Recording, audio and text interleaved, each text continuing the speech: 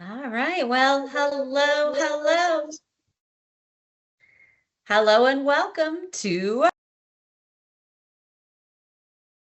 Recreational Trust Program Grants this year, or RTP.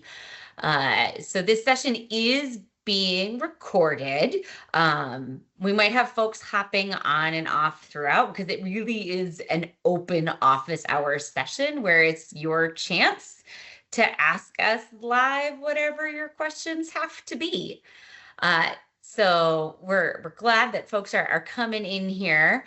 So my name is Lauren Pyle. I'm the Outdoor Recreation Grants Manager for the Department of Forest Parks and Recreation. I use she, her pronouns.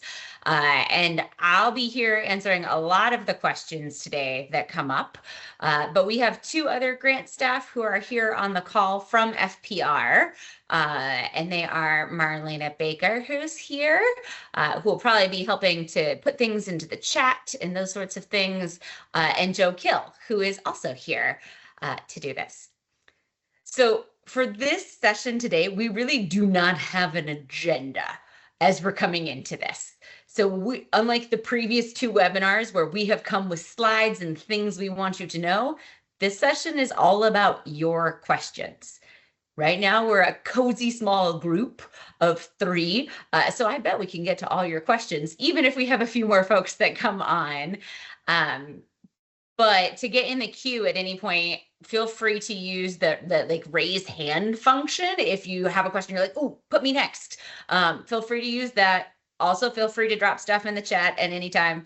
This is also a small group, super casual conversation. So also feel free to just unmute and like, okay, I'm ready. Hop in when you're there. So those are the pieces. And so we'll do your best to answer questions for today. But with that, we'll go ahead and open it up and turn it over to you. So who wants to kick us off with the first question?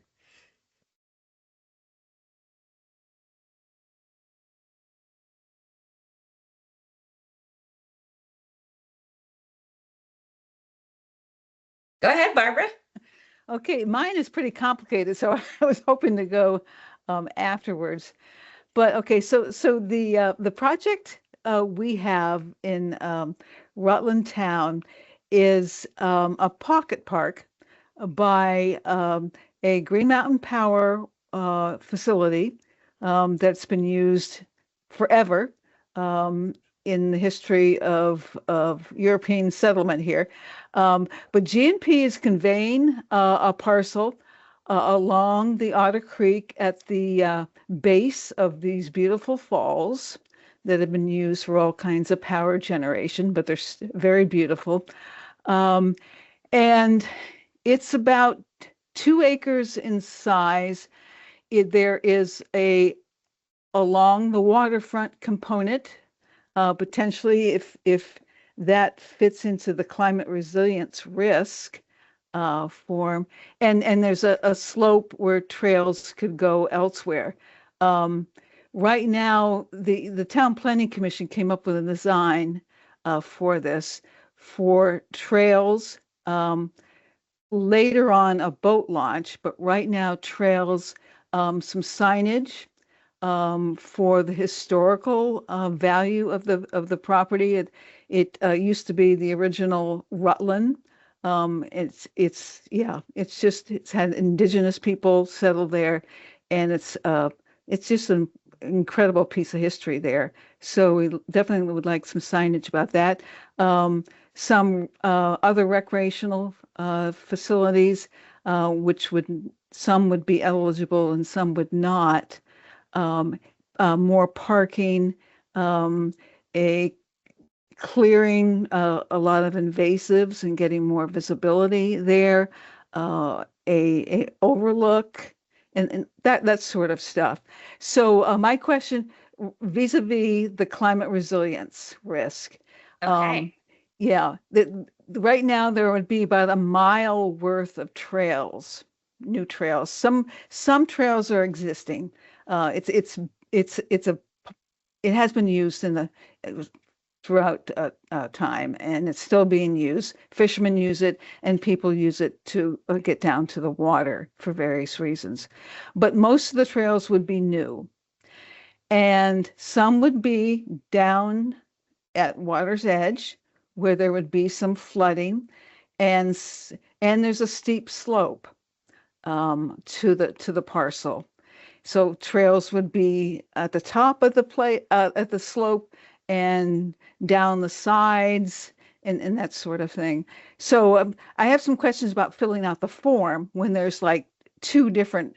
There's a high risk area and much less high risk area, and a general question um, being, given all of the things that you do consider eligible, should we back? I mean, a mile worth of trails is going to come pretty close to probably $50,000 right there. Yeah. Yeah. So do we do we cut back, just do some of the trails and get some of the signage and some of the other amenities as part of this grant application? Is it and maybe avoid along the river and some of the higher risk areas? So these are good questions, and thanks for that introduction and overview of the project that you shared. That really helped to give it some context. So in terms of the prioritization of what should you submit for, our recommendation is really like, what do you need? Like, we can't tell you which piece is most essential first. And that's what I would think about is like, is there an opportunity for other funding, or do you have like, you need this piece before you can do that piece? That kind of information, or like, what is the highest priority for your town? Right? Like, is it that parking and that first half mile with the signs, or is it to get all the way up to the waterfall? And that's like, we should do it all or we shouldn't do it at all, everything or not at all. And so those are those pieces that you'll have to decide. If you have a broader project in general, like, we deal with big projects that need to be segmented, not uncommonly, where, somebody will have a whole huge section of things, and you just have to think about what is most important and what is achievable within the grant implementation period in terms of your priorities.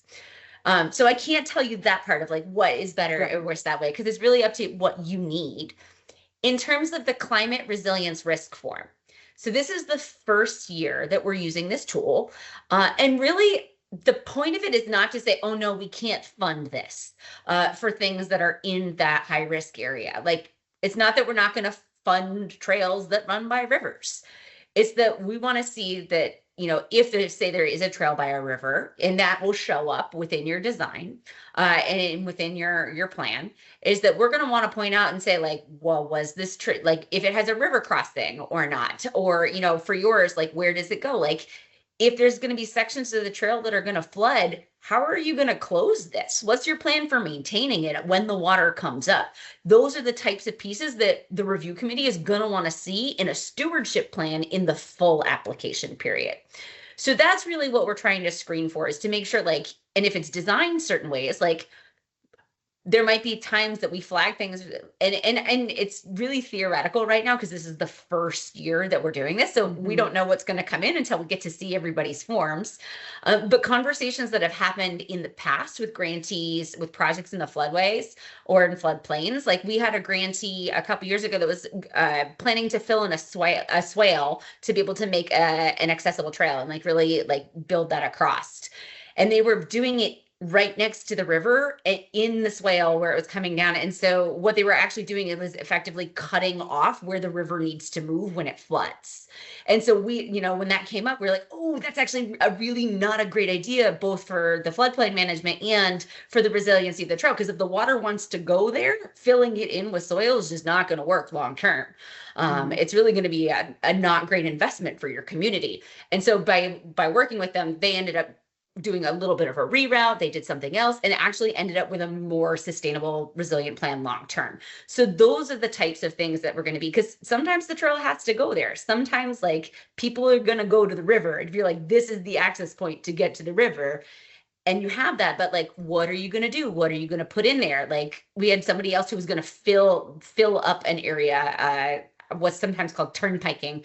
And they were going to fill up an area so it wouldn't be so wet next to the river. Again, that cut the river off from its floodplain and then creates like more problems long term. Right. So these are the types of things we're skimming for and we're going to highlight to applicants. And then ultimately the review committee will make the determination to say, like, is what they're going to put in there, do we feel like that's a good investment? So it's not that we're not going to fund projects that have these higher risk. It's that we're going to want to see those stewardship and maintenance and design plans really be attuned to those circumstances and to really understand the reason why it has to be that way. And that'll, again, mostly be for the full application there. So does that kind of help? And so, like, for that piece. Yeah, a couple follow-ups, if I may. Do you ever entertain one application and then another one in a subsequent year that would finalize or finish the project? Yeah, we funded phased projects in the past. It's just in general, each time the next phase comes in, it's going through the same level of competitive review for the next round. So we have actually funded phased projects in the past through that, where folks just keep submitting the next segment, whether it's the next year or 2 years down the road. So that's definitely a piece. When the other piece that did pop to mind, Barbara, with your piece about the climate resilience risk form of having these really like wildly disparate sections in terms of like one area is a really high risk section and the other area doesn't have the same risks. If you want to fill out the form twice, one for the high risk area, one for the other area, we're okay with that. This is an experiment the first year. And so if you're like, one form doesn't capture my project, like I need one form for this section and one form for this section. And that's okay too. We're learning through this and this is trying to be used as a tool because what we heard last year when we were looking at resilience was like, it was kind of amorphous to people. They didn't know how to put the words and the quantifiers to be able to say, this is how my project is resilient in this way. And so this is really a tool just to help highlight that and ask those questions. So if you need two versions, that's okay. Okay, great. Okay, thank you, Lauren. Awesome. Joanne, I'm going to come to you next, but I know we've had a couple other folks pop in. Welcome to office hours for RTP. This is a very casual, just your time to ask questions. So if at any point you're feel free to use the raise hand function to get in the queue, use the chat, or just wait to the pause in the conversation and go and hop in then. So all of these things are welcome, but it's just an open time for question and answer. So with that, Joanne, coming to you. Well, thanks, Barbara, for being brave to ask the first question. My name's Joanne Case. I'm on the board of directors for our small environmental nonprofit called Trust for Wildlife, and we have a number of sanctuaries in southern Vermont, but we're also hopefully having one in northern Vermont, Northeast Kingdom at some point. And there's trails in the sanctuaries, but they're overgrown, they're invasives, blowdowns, logging, stuff like that. And right now, I think some of your answers help me delineate how to start this process. I'm a social worker by trade, but I'm now feeling like I'm an environmental social worker. So I haven't done much grant writing and I don't know how slick these grants need to look. And I have my general, the general focus of the grant is on taking these foot trails that have been in existence for years and years and just upgrading them, getting Vermont YCC to come in and help us, and using the volunteers that we have in our nonprofit. We're a small nonprofit with no paid staff, so we're used to trying to get people to come and help. But as I was reading another grant which said we're mostly 50 to 70-year-olds and we need some young blood to come in and help us. And the YCC that we've met have been just fantastic. So so some of my questions are like the budget for the pre-application, how specific does it need to be? And do we need an environmental impact study for the two sanctuaries we're looking at? Oh, thank you for asking these two questions. And so for the budget, I'm going to really recommend that you check out the pre-application guidance section if you haven't already. So we have a document and this is to help really anybody on the call who's thinking about like, what is the level of detail expected for any of the materials? And the pre-application guidance, we outline it all. Like, what do you put in each section? What are we looking for? And then at the very end of that document, we actually have a sample budget that shows you the level of detail that we would be expecting to see. I think there's also a tab in the budget document as well with that example. But we're really looking for a general understanding of your costs split out by cost type. So like if it's environmental permitting, archaeology surveying and planning costs, project and grant administration, construction labor, hand tools, construction equipment, materials and supplies. These are all in the budget template that we have provided. And so you need to just tell us in general, what type of the expense is it? We have a space for like a description or calculation section. And so we are encouraging people to fill in information in that column this year because we were realizing last year is that folks that were telling us, I need $20,000 for gravel. The review committee was just like, wait a minute, that's a lot of money for gravel. And if that's all they told us, that was kind of the response. But if somebody said, oh, I need $20,000 for gravel because this many yards at this dollar per yard plus delivery, the ranking committees never blinked an eye. And so having that slight description of like, where did the number come from, really does help when you get to the full application. Okay, so that's the full application. You're not talking about this. Okay. Right. But we encourage you to do your pre-application to that level of what you think it would be, because one of our goals, Joanne, I'll share, like my background is actually in education. And then I got into grants early in my career completely by accident because I wanted to fund work at the facilities that I worked at. And now I sit on the other side of the table, right? And there's so many different pieces within grants, and we want people to understand like what the expectations are. And part of our goal with the pre-applications is actually to be able to provide substantive feedback to all applicants about opportunities to strengthen proposals. So if we're looking at work plans or budgets to saying, you know, we really would like to see more detail in this, or we think the ranking we think the ranking committee will want to see more detail. Our staff will flag that between the pre-application and the full application and provide that feedback to people. The same way if we see something that gets in there that like folks were putting it in because they're enthusiastic, but it's not eligible for this grant, we'll just say, your project is great, take the ineligible piece out. Like we're going to provide that a little bit of coaching along the way there just to help people build stronger proposals. But in terms of like the level of detail, I really recommend you check out that pre-application guidance document. I see Marlene has dropped it in the chat because I think that will help frame that level of detail. And I wanted to like wiggle this in sometime in the office hours session, but we've been getting questions from folks already who are thinking ahead, just like you are, of like, well, what do I need for the full application? Like, how do I get there? And actually just last week on our website, we released a preview of the full application grant questions and our full application grant guidance. You do not, I repeat, do not need to start this yet. Okay. Just gonna announce that to everyone. You don't need to start. People like, but it said maps. Maps are not for pre-applications. Maps are for full application. This is a challenge by choice. If you want to know and start early, it's there for you. But we do encourage folks to really get through that pre-application phase before you invest a lot of effort into it. But just in terms of like what to expect, we've got those information posted online. How about the environmental impact? Thank you. I was like, there's one more piece I know I'm missing. So we don't need any kind of environmental impact assessment at this point. What we ask for is a permit navigator report or a project review sheet.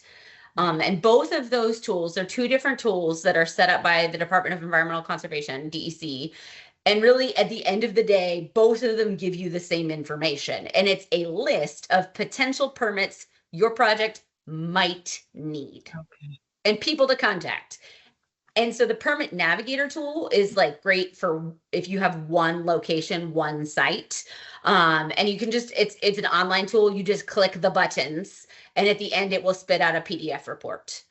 If you have a really long linear project, like you're doing 10 miles of trails, right? It crosses 17 landowners, something that's very complex. And we do get projects that are like that. The project review sheet is what we need for that. And that needs, it's basically the end result is the same, but because it's too complex, the online tool just can't do that. So they need a human being to help navigate those complexities. So a DEC permit specialist staff helps with that. But most projects get that project review sheet, and really, like, we're just looking for the list of potential permits with that. And for the pre-application, what we're doing is looking to make sure that the project is indeed permittable and that the outdoor recreation benefits outweigh the potential negative environmental impacts. And that is, it's a space that a lot of people have questions of, like, well, how do we determine that? And the answer is on a case-by-case basis. Right. So when we get trail projects and we're like, the permit reports say it might need wetlands, it might need stream alteration, and it might need Act 250. We really don't blink an eye usually at that, because those are the common permits that, like, many trail projects need in Vermont. And then they usually call the Act 250 office, and they may or may not need an Act 250 permit. They call the wetlands office, they may or may not need a wetlands permit. It's just, that's the list. But we have also gotten Permit Navigator reports in the past that list, I think it was 37 was the record that I have seen of potential permits. And at that point, in order to get that list of permits, you basically had to say, I don't know, to every answer that they give you. Because if you don't know, and the permit's like, I don't know, you get all of them, then you have to call everybody if you don't know. And that's, for us, that's a flag when that happens, that that project is not ready. Like, if you don't have enough information to actually successfully complete the form, it's not there. And then for that recreation benefit permit piece for us, it really is a case-by-case basis that, like, if we see a ton of permits for something that's not going to have a significant amount of use, or certain permits that do actually, like, trip really significant environmental impacts, that is once that happens, that's something that our staff flag that goes beyond our team. It goes up our ladder of leadership to ultimately make a decision. And I can only think of one project I've been with an FPR for a year, but we've had in that time well over 160 applications that have come in. And I can think of one project where that permitting piece didn't come out, and it was just because it was like a sensitive fishery area and they were going to be doing dredging in, like, a fish hatchery area for it was a really small impact kayaking landing. And so it just, for us, it doesn't mean it's not a great project that would be valuable for the community. It just means for us as FPR, we can't fund it. So that's the level we're looking at. If you've done more environmental assessments, kudos to you. You'll have space in the full application to tell us about it and to tell the ranking committee about it, but we don't need it for the pre-app. All you wanted to know and more, right? Awesome. Joanne, did that answer your questions? Yes. I guess I also, being a first-time grant writer, can I ask, like, what might stand out? What might be positive things to write, negative things that you would urge a grant writer to write, and things that you would say maybe not? It's hard to answer that in generalities, because, like, as I said, like, in the pre-application guidance and the full application guidance, we have called out, like, this is the type of thing you should put in this section. Like, and even in the full application guidance, there will be questions where, like, what does it mean when they say stewardship plan? And we have listed, like, examples and resources and things to think about. So my recommendation is to follow the guidance and just check that out for that. In terms of the level of information, one of my common recommendations that I always give everybody with grant writing is to have somebody who is not you and not intimately involved in the project read things before you submit them.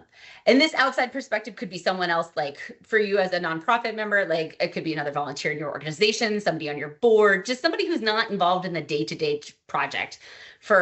It could be other staff, it could be a partner, a friend, you know, anybody who's not involved, because it's really helpful to get that outside set of eyes. Because when writing grants and you're the project manager and being there, like, there's so many things that's so easy to, like, oh, they know what I mean.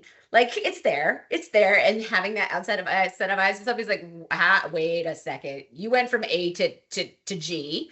You need to back up and give us a few more steps in here. It's just too far of a skip, right? Like, we need B, C, D, and E before you get there. And that outside set of eyes can just give you that really good perspective of, like, does this make sense outside of my head? So that's just always the tip I give to folks, because generally if it makes sense to somebody else, the reviewers will be able to assess it. And I know we're getting ahead of ourselves because it is the full application phase, but I think I haven't quite distilled this already. So at the pre-application piece, the staff that are on this call, like, we're the people doing the screening for the pre-applications. We're looking for readiness, feasibility, and eligibility.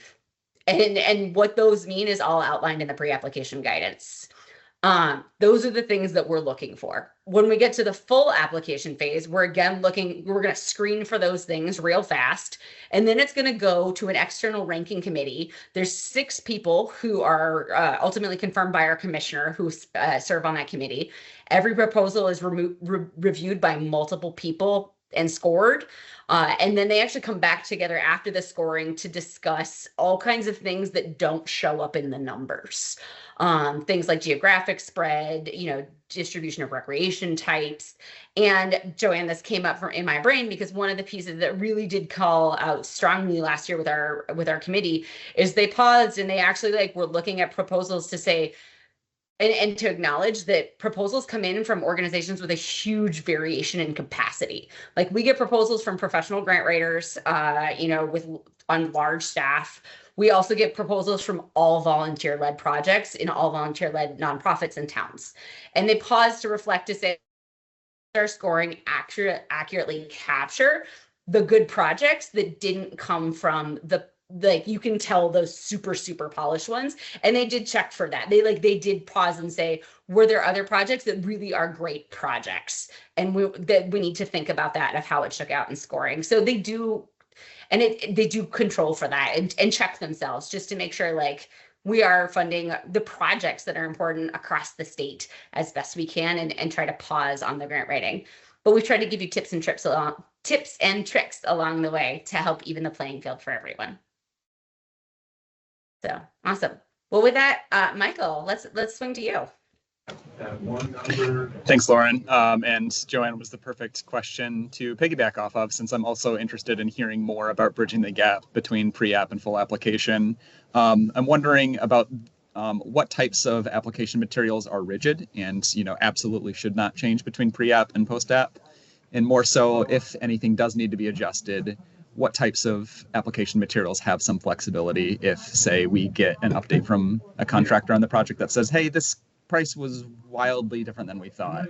I'm trying to plan to accommodate for some amount of flexibility, but wondering what's required and what has some wiggle room.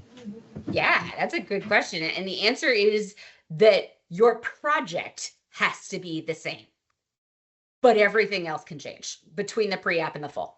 And so what I mean by that is, say you are building a bridge over a river on, such and such trail.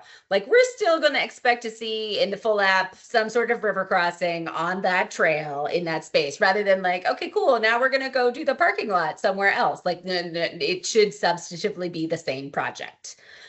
Other than that, if your project doesn't change, you are welcome to resubmit the same stuff.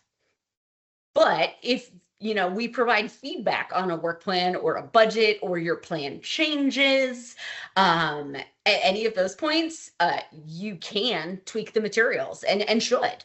You can tweak it. So updated designs based on permitting pieces, that's actually a huge one that generally shows up when we have grantees. But if you can catch it between a pre-app and a full app, that's beautiful, right? If you've talked to DEC permit specialists and they're actually, you should not put a trail here. That's what the permit specialists are telling you. You should not put a trail here. For us, we always defer to what DEC recommends. And so if you're we redesigned our trail because of permit requirements, we're going to go, sounds like a great idea. But your permit navigator might not work anymore. Your original other pieces might not be the same. And so all of those things are eligible to change. But if it is, your project is there and it is the same, you also don't have to change it. So it just depends on the project. Does that answer that question? Absolutely, it does. Thank you very much. Cool. Did you have another one, Michael? Okay. Joanne, I still see your virtual hand is up. Did you have more questions, or is that a lingering one from last time? I didn't know how to unraise it. I just figured that out. Thank you. But Awesome. I might as well ask another one since you asked me. The cost of things like treated lumber, untreated lumber, doing the research and deciding I don't want treated lumber going across some seeps. And so those are things that you would have no trouble changing. No, not at all. And the same thing when you realized, to that piece that Michael was speaking to, of like, well, I got one price back from a contractor before the pre-app, and they said it was going to be $12,000 for the scope of work. And then before the full app, I got two more back that each said it was going to be 20. If your budget balloons between those two, as long as you're still within our eligible range, you're fine. You can't ever go above our $50,000 limit for non-motorized projects in terms of the request from us. But your budget can flex and change as it needs to based on updated designs and updated price information. And that also addresses I walked through the woods a couple of days ago. It's been so dry. There's no water anywhere. They say, visit again in the spring, but by then your application should be in. So I can guess what it will be like, but it could be, we could all be flooded and in Noah's Ark at that point, right? Let's hope not. Let's hope not. But there is that piece. So we do want projects to be sensitively the same. But even after grants are executed, some of these big pieces like permit changes or like essential design changes based on updated field conditions, when those come up for grantees, depending on whether we're in a grant agreement development phase or like the grant is already executed, we just ask the people to get in touch with us because sometimes we're just like, sounds great. Go you. And other times we're like, that's great. And also we need to update your grant agreement. We'll fix this. We just got to update the paperwork. So maybe Marlena, if you could put in the chat the amendment guidance, that might be helpful for folks here. So we've actually released some information online for our current grantees, but it's good for future folks to know like what could change and what can't once you have an active grant. Because little flexibility always happens, right? Like based on those field-based assessments, like we recognize sometimes those things happen, but sometimes big stuff happens and we've got a process in place for it. Okay, thank you. Yeah. All right, John, to you. Yeah, hi. So Jack Witness here. So I'm with a small nonprofit in southern Vermont, the Vermont Natural History Museum. It's in Marlborough. We have a satellite which we moved to a couple of years ago, that's on several hundred acres of property. And we're developing some trails in that area. So that's sort of the background for us. I was looking through your information and I'm curious about a number of things in terms of the competition. So I'm curious about how many projects you have in the preliminary. It looked like you funded, when I looked at the past years, maybe 10 or a dozen per year, which, 50,000 into 500,000 makes up for that. So how many projects do come in for the preliminary and how many are competing at the final in general period? It's a great question. And one, I can't give you true in general numbers because this is the second year of doing a pre-application, full application split. So it used to just be like a one and done, like everybody give us everything all at the first go. Sure. And sometimes that's some older data, but I did actually pull specifically before this what was last year's data. So for last year, where we did this pre-application phase, right, we ended up with 39 applications that requested 1.2 million in the pre-application round. And then going into the full application round, we received 23 full applications that requested over 900,000. Okay. So, and generally that like roughly not quite double what the pot of money we have to spend has held true in that final application phase. And so some of those pre-applications though, that didn't move forward, in that previous year were ones that were, applications that were we had a couple of projects that were just simply not eligible for the program. Sure. Like federal highway sets those eligibility, and that's actually one of our goals in the pre-app is to catch those ineligible projects so people don't do a ton of work for something that it could be a wonderful project. This grant just can't fund it. So we had some of those. We also had some that just weren't ready to move forward. We had some proposals that come in were like, our work plan is that we will dream up and build a trail. You're like, that is lovely, and you need more planning first. Apply next year. Like that was our hope, is like, Sure. That's great that you have this idea, but we need to have it be a little bit more firmed out for RTP to fund it. So we had some of those.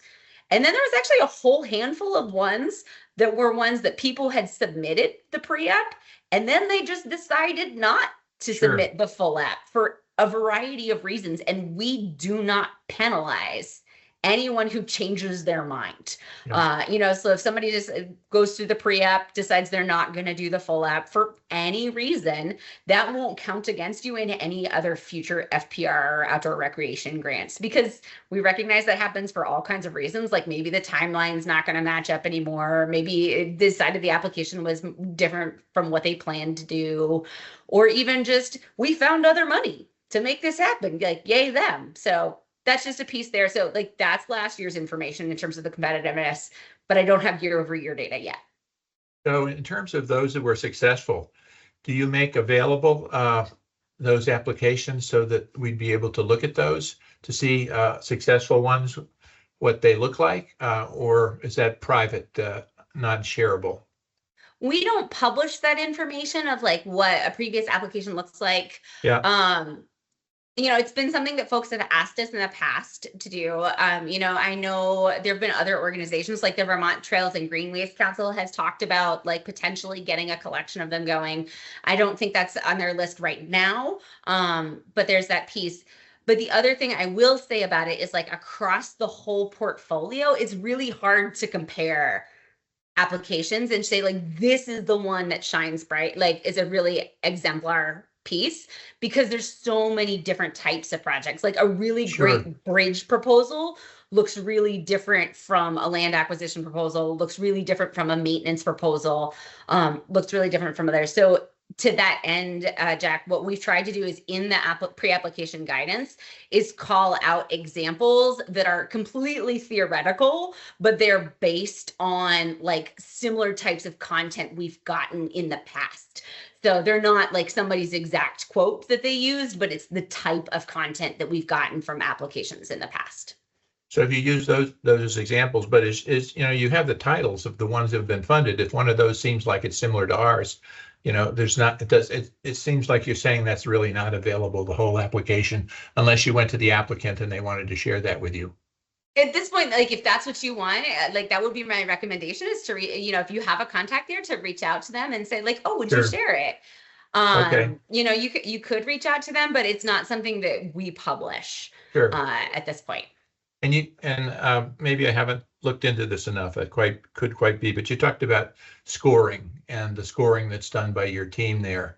Are the specifics that are involved in the scoring, are they made known ahead of time? So that's included in the materials that you have.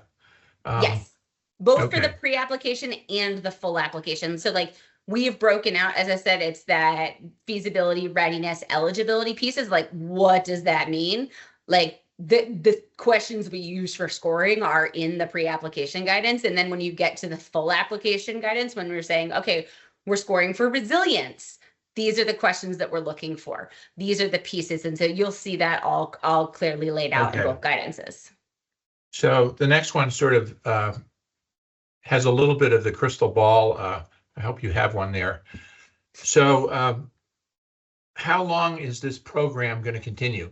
And the reason I ask is you mentioned federal money.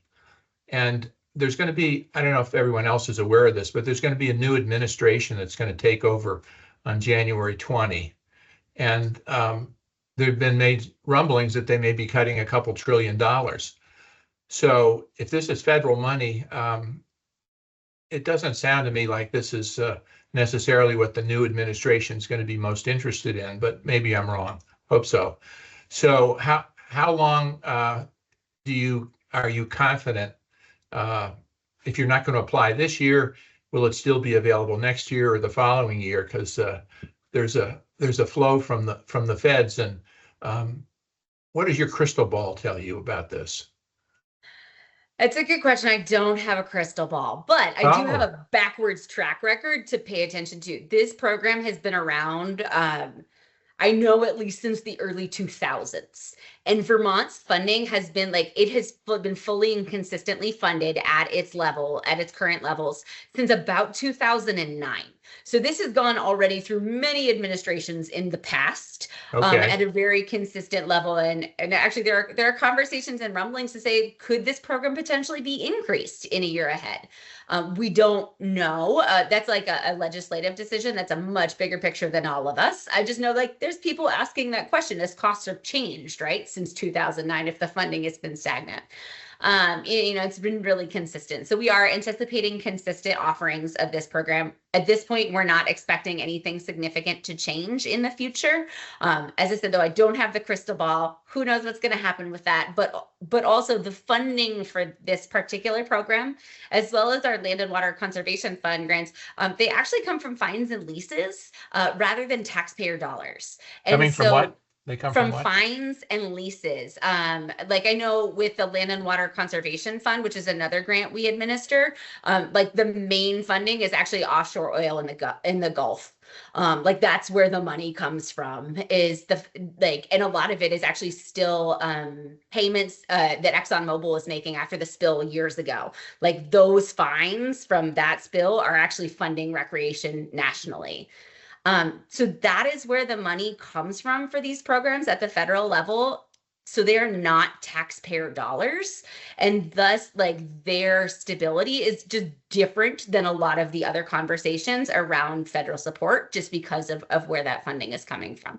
But do you know, how does every year get funded from the feds? Do they announce this once a year, or is this announced, you have at least 3 years before the current administration could change things? Is there such a information? That's a great question. I don't have that part off the top of my head of what is the exact piece. I know we get informed every year what our apportionment is. Sure. We get updated every single year about that of here's your apportionment. That's what it is. It's the same as last year. So sounds pretty good. We've had that consistent funding and support for that. In terms of the bigger pieces, it's my understanding that there was legislation in place that it does become fully funded.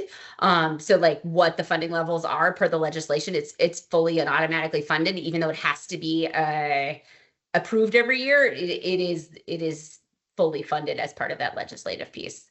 But beyond that, I'm not sure. Joe, actually, one of our grant specialists, was just in a session 3 days ago, sometime in the relatively recent past, where they were talking about it. Joe, is there anything else to add on this, or did I cover the basics? I think you got the basics, but I think maybe to alleviate some concern, the group, they had it's not a legislator, it's the groups that advocate for legislation, but they were pursuing and have support through bipartisan participation. So they're anticipating that they could increase it. Mind you, just having bipartisan support is all we were caring about, because it means that they wouldn't look to cut it.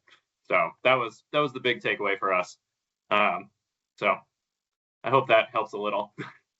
Yeah, it does, but it's still a little bit of a crystal ball. I'm on pins and needles. Maybe the rest of you feel like this is rock solid, but I'm a little nervous.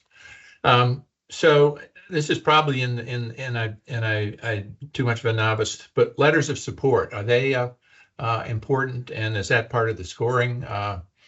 Just a couple comments on that, if you would, please. Yes. So letters of support are at least one letter is required for the full application, Sure. Not the pre-application. So it is the full application. You can have up to 3.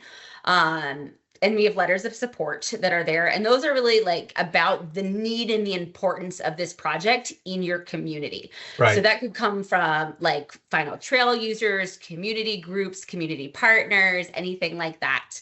We do also allow what we call letters of commitment, which are separate from letters of support.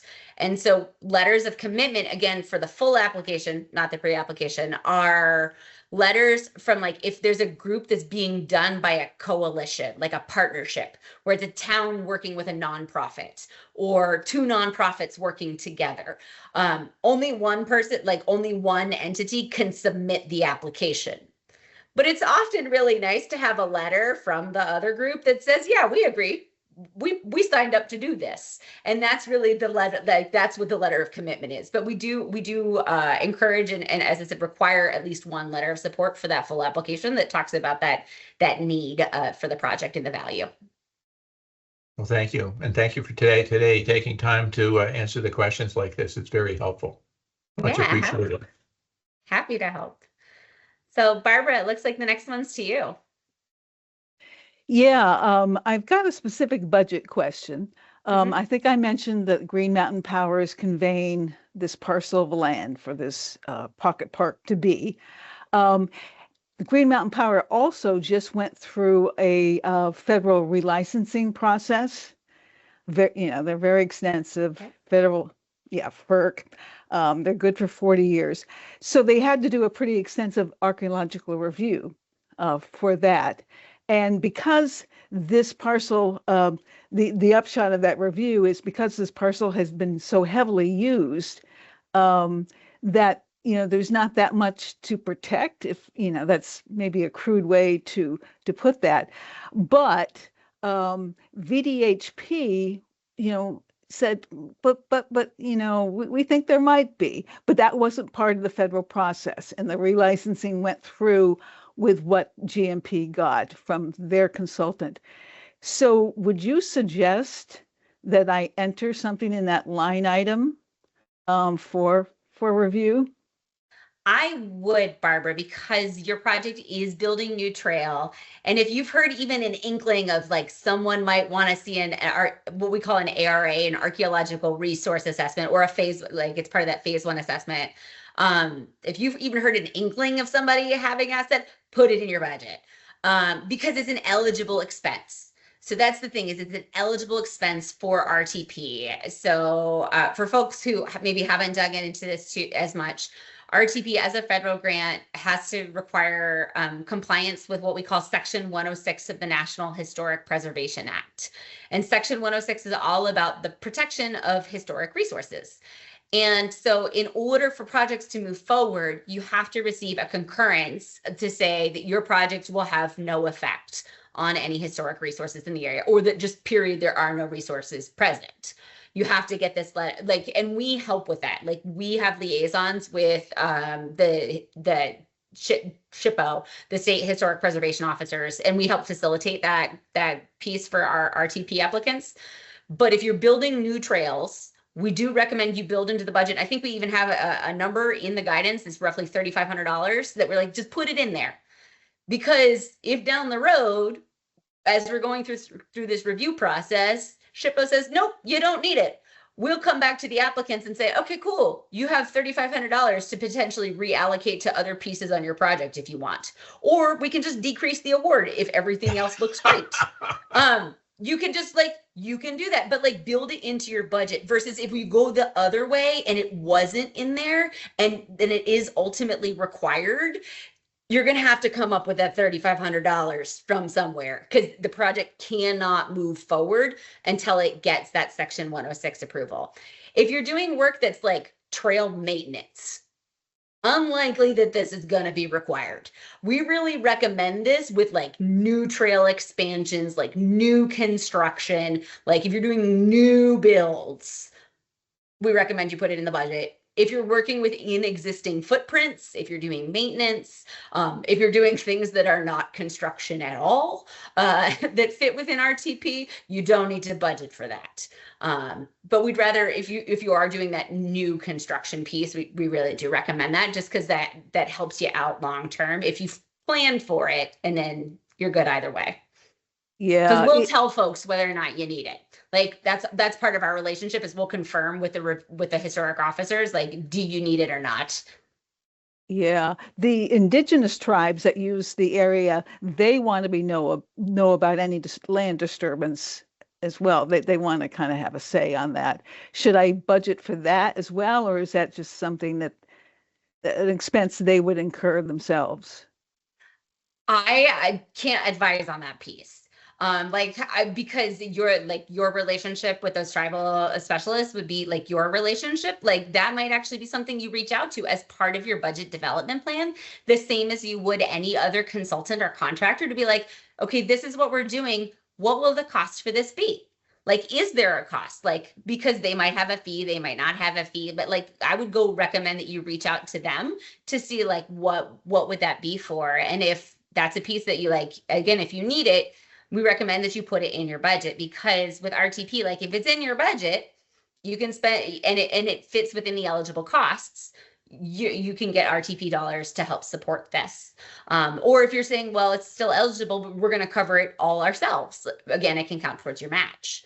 That would be the piece. The trick comes when, like the example I mentioned with ARAs earlier, like if it's determined you need it and like it's not in the budget, like it's got to come from somewhere. Like that's a mandatory, it has to happen situation. So if like in this particular circumstance, like you do need professional consulting from your local tribe, like from that specific group, then that's something that has to happen no matter what. And so we recommend that you budget for it, so that way you've got it. Okay, got it. Thank you. Yeah.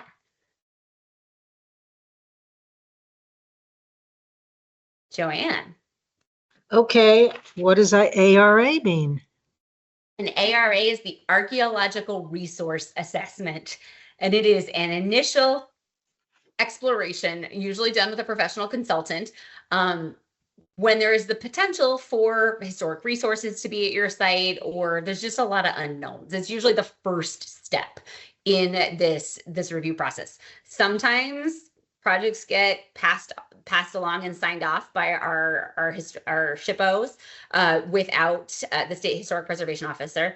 They get signed off without needing that step, because they can tell by maps, by the desk review, by the type of work, that it's not going to have an impact, or there's just straight up no resources that they know of in that area. But there are other times where, say, like it's a new trail on a historically flat land in Vermont, that like chances are something has happened there in the history of Vermont, because flat land has been used for millennia. And if it hasn't had an existing disturbance on it, or this type of disturbance on it, generally they might do that as a first piece to go deeper into like mapping things, to look into the history. They're pulling up historical maps, and they're pulling all this information eventually to help come up with an opinion. Most of the time for historic review, that's where things stop for most projects. There are additional levels of review though, if they find things. And so like that can happen. There's actually been a project in the news. It's not funded by Recreational Trails Program, but it's another federally funded grant program. It's at Sandbar State Park, where they found a piece of pottery. And it's an interesting site because it was filled in by the CCC in the 30s to make the park, but the CCC actually filled on top of a historic Indigenous site. So when they started to dig down for a stormwater pond, they were doing all these processes for it. They ended up finding something. So there's been actually some really interesting news pieces in the last year about it, but it's a piece that, again, normally it doesn't go that far, but sometimes they do need that additional level of review just to feel confident that like this project isn't going to damage historical resources, to move forward the work while protecting any historic resources that are there. It's balancing those two. If there's stone walls and a cellar hole near the trails, would that trigger a need for a site evaluation? If you are going through a stone wall, then yes, there will be people with opinions if you are going through the stone wall. But if you're going around the stone wall, it just varies, like, what is the work that you're doing and how's it impacting your resource? It just depends on those types of things. Because Joanne, as you mentioned, like if you're doing mostly invasive species maintenance within the tread maintenance of trail stuff, like generally those are fairly low risk activities. Like if that's the only place you're staying, and just because there's a stone wall, 100 feet that way, generally like the type of work you're doing matters in that determination as well. Like if you're going to come up there with an excavator, that might change things. Because generally once you get heavy machinery involved, it's a little bit different too, but it just depends on the type of work. Jack, to you. I had one other question I forgot to ask. If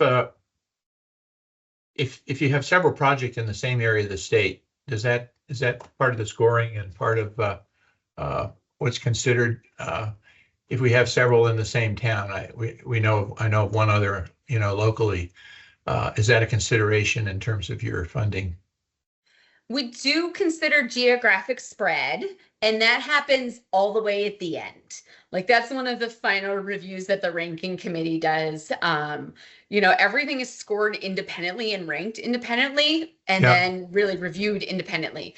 And it really just depends based on that final rating and recommendations, like that final kind of ranking piece when they're looking into it. They do this check because really like our goal for this funding is to support trails statewide. Right. So, out of our $500,000, we don't want to just put like only 300,000 of that in a single community. Okay. And then like good luck the rest of the state. Like it is trying to be a balance that way. So it does come up. But generally, at least in the last year, I haven't seen truly that geographic piece. Like if there were two projects in the same community, generally they were already far enough spread within the ranking that the geographic piece didn't come into play significantly. Thank you. Yeah. Well, in our remaining time, are there any other questions?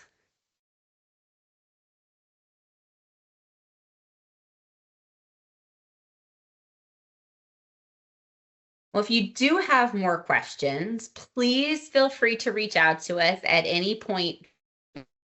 Marlena, Joe, and I all respond to that shared inbox, the ANR.FPR recreation grants at vermont.gov. All three of us respond to that inbox.